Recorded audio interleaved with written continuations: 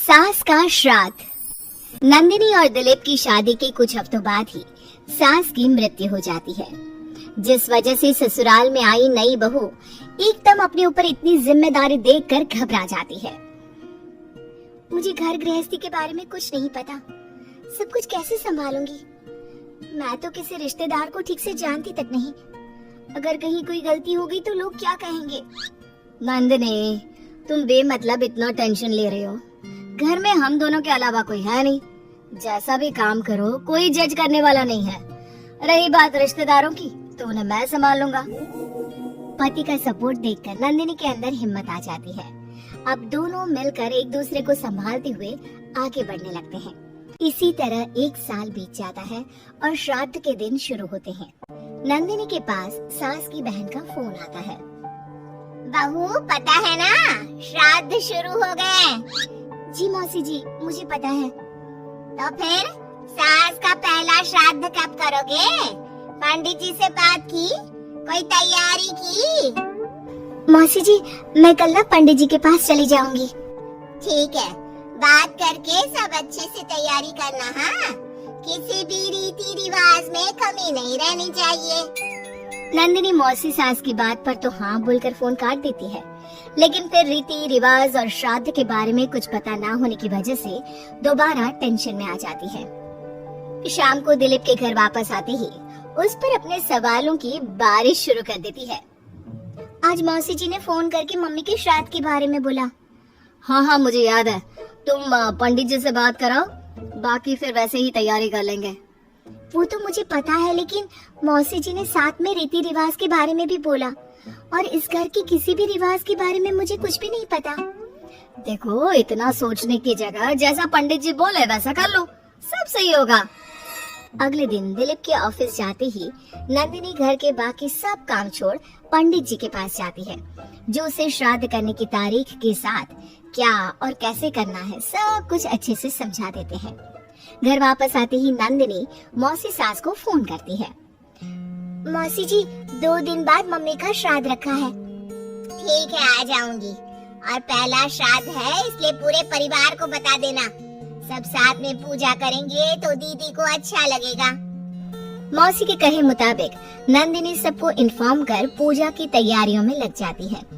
2 दिन बाद पूरा परिवार उनके घर इकट्ठा होता है और देखते ही देखते सबके बीच ग्रह युद्ध शुरू हो जाता है, जिससे नंदिनी और दिलीप की परेशानी कम होने की जगह बढ़ जाती है। तुमने तो बोला था कि परिवार इकट्ठा होगा, सबके साथ काम कैसे निपट जाएगा पता भी नहीं चलेगा। यहाँ तो मुझे ऐसा कुछ होता नहीं दिख रहा।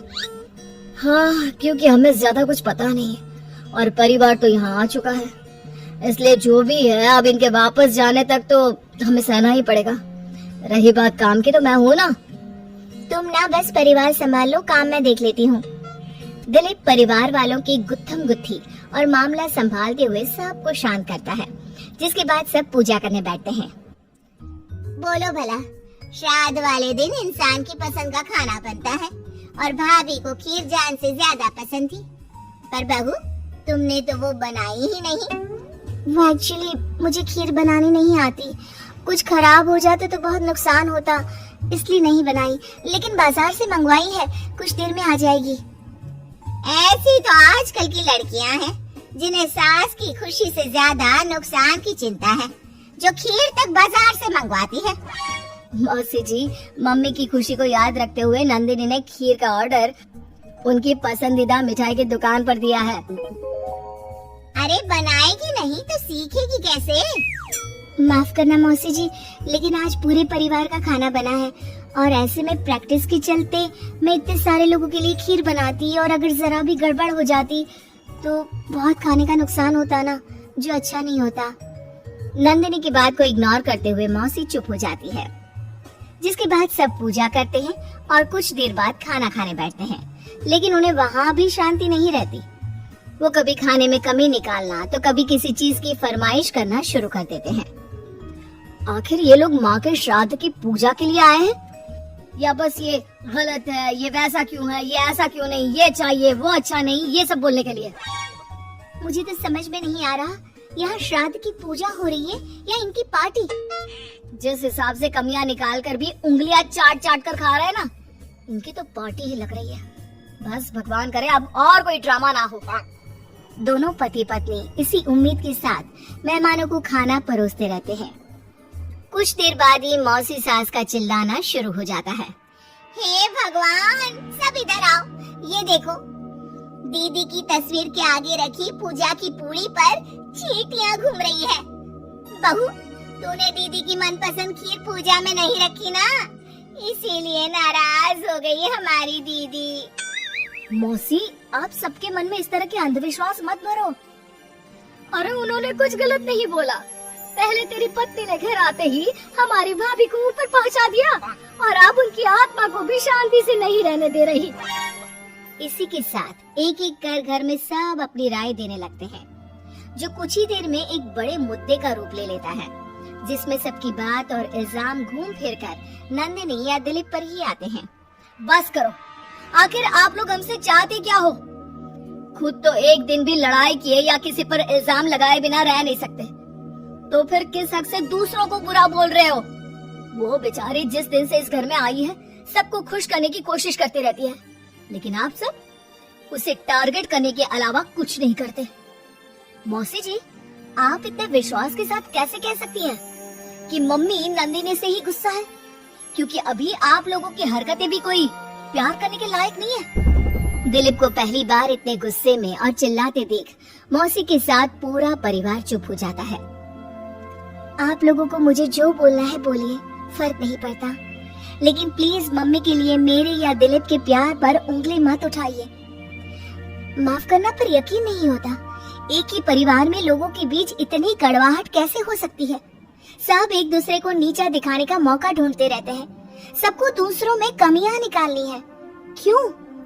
रही बात चींटियों की, तो बस वो तो पूड़ी पर रखी चीनी ले जा रही हैं। आखिर उन्हें भी तो अपने खाने का इंतजाम करना है। नंदिनी और दिलीप की बातें सुन परिवार में सन्नाटा छा जाता है। सबको अपनी गलती का एहसास होता है, लेकिन गलती ना मानने का गुरूर उन्हें आगे कुछ भी बोलने से रोकता है, जिसके चलते धीरे धीरे सब चुपचाप उठकर अपने घर जाने लगते हैं। अरे सारे कहाँ उठकर चल दिए? बेशर्मो, अब भी तुम्हारे अंदर इतनी शर्म नहीं आई कि एक सॉरी बोल दो? हमने बहू को न जाने कितना परेशान किया, फिर भी उसने पलट कर किसी को कुछ नहीं बोला। नंदिनी, हमें माफ करना, इस साल तो हमारी वजह से सब खराब हो गया, पर वादा करती हूँ अगले साल सब इस परिवार का नया रूप देखेंगे। फिर मैं भी वादा करती हूँ कि अगले साल सबको अपने हाथ की बनाई बढ़िया खीर खिलाऊंगी।